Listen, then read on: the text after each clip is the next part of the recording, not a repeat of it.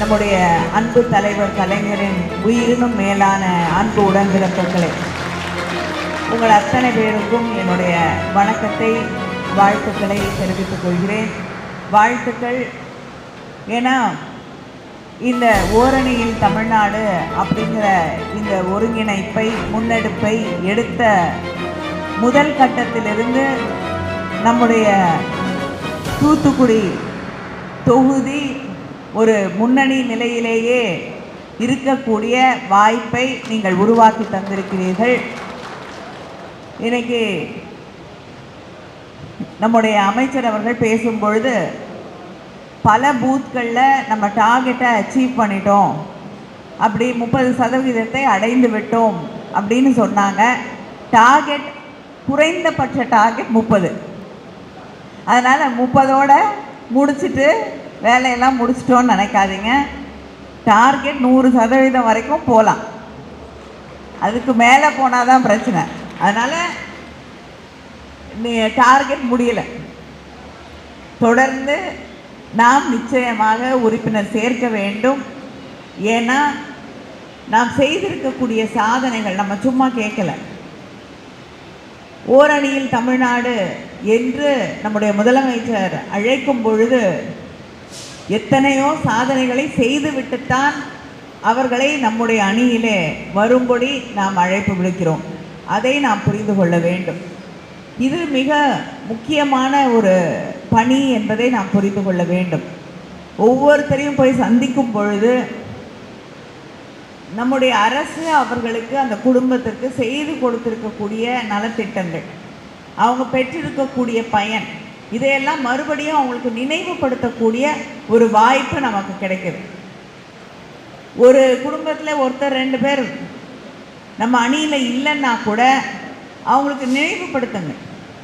இல்லை, எந்த குடும்பமும் தமிழ்நாட்டில் திராவிட முன்னேற்ற கழக ஆட்சியால் பயன்பெறாத குடும்பம், எந்த வகையிலும் பயன்பெறாத குடும்பம்னு சொல்லக்கூடியவர்கள் யாருமே இல்லை. பள்ளிக்கூடத்துக்கு பிள்ளைங்க போனால் காலை உணவு திட்டம், கல்லூரியிலே படிக்கக்கூடிய பிள்ளைகளுக்கு நான் முதல்வன், புதுமை பெண் என்ற அந்த திட்டங்களின் வழியாக உதவி.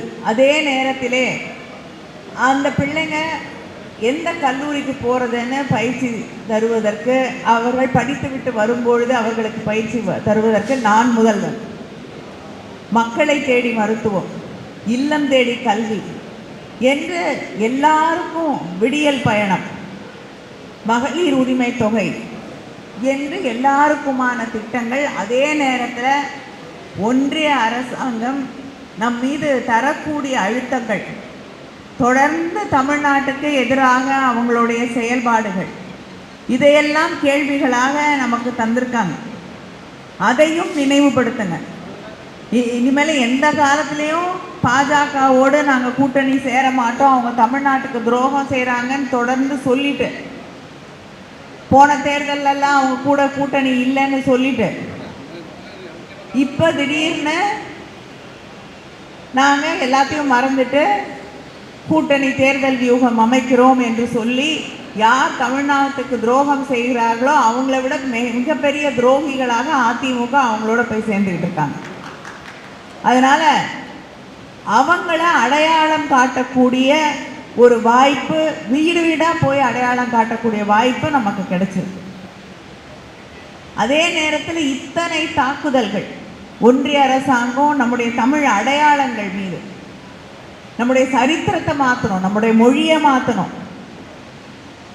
ஏன் நான் 39 பேர் அங்கே பாராளுமன்றத்தில் நின்று தமிழ்நாட்டுக்காக சண்டை போடுறாங்க அப்படிங்கிற ஒரே காரணத்துக்காக தொகுதி மறுசீரமைப்பு அப்படின்னு சொல்லி இன்னைக்கு நம்முடைய நாடாளுமன்ற உறுப்பினர்கள், மக்களவை உறுப்பினர்களுடைய எண்ணிக்கையை குறைக்க நினைக்கக்கூடிய ஒரு பாஜக ஆட்சி நடைபெறுது. இன்னைக்கு 39 பேராக இருக்கிறது நாளைக்கு 20 பேராக குறையுதுன்னு வச்சுக்கோங்க. அவ்வளவு பெரிய மன்றத்திலே நாம் பேசுவது எடுபடாது.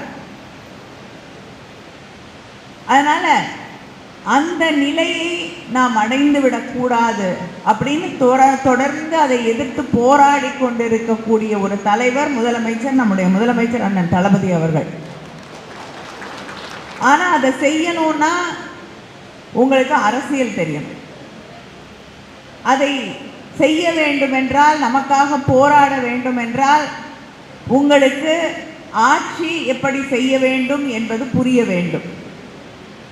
ஒன்றிய அரசாங்கத்தோடு எதற்கெல்லாம் நம்ம உரிமைக்காக குரல் கொடுக்க வேண்டும் என்று தெரிந்திருக்க வேண்டும்.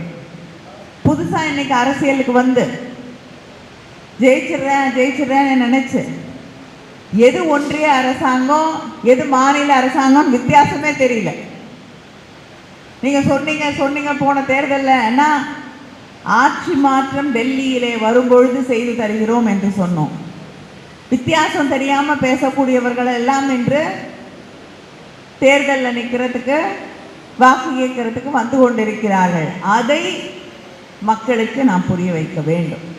என்ன அழுத்தம் கொடுத்தாலும் தமிழ்நாட்டின் வளர்ச்சியை எந்த இடத்துலையும் தடை இல்லாமல் கொண்டு சென்று கொண்டு அதே நேரத்தை நம்முடைய உரிமைகளையும் பாதுகாக்கக்கூடிய ஆட்சி திராவிட முன்னேற்ற கழக ஆட்சி மட்டும்தான் என்பதை நாம் எடுத்து சொல்லக்கூடிய ஒரு வாய்ப்பு இந்த வாய்ப்பு. இதற்கு அடுத்து நம்முடைய முதலமைச்சர் அவர்கள் தமிழ்நாடு முழுவதும் முகாம்களை, மகளிர் உரிமை தொகை பெறுவதாக இருக்கட்டும், கம்ப்யூட்டர் பட்டா வாங்குறதாக இருக்கட்டும், பல்வேறு திட்டங்களை, மக்கள் பயனடையக்கூடிய அந்த திட்டங்களை மக்களிடம் கொண்டு சேர்க்கக்கூடிய முகாம்களை நமக்காக வழங்க இருக்கிறார்கள்.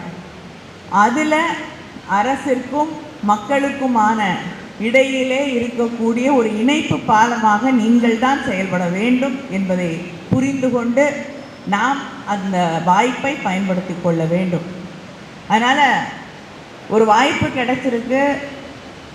எல்லா பிரச்சனையும் ஒரே நாளில் நம்ம தீர்த்திட முடியும் அப்படின்னு நினச்சி எல்லாரையும் ஒரு தவறான வழிகாட்டுதலில் நாம் அழைத்து சென்று விடக்கூடாது.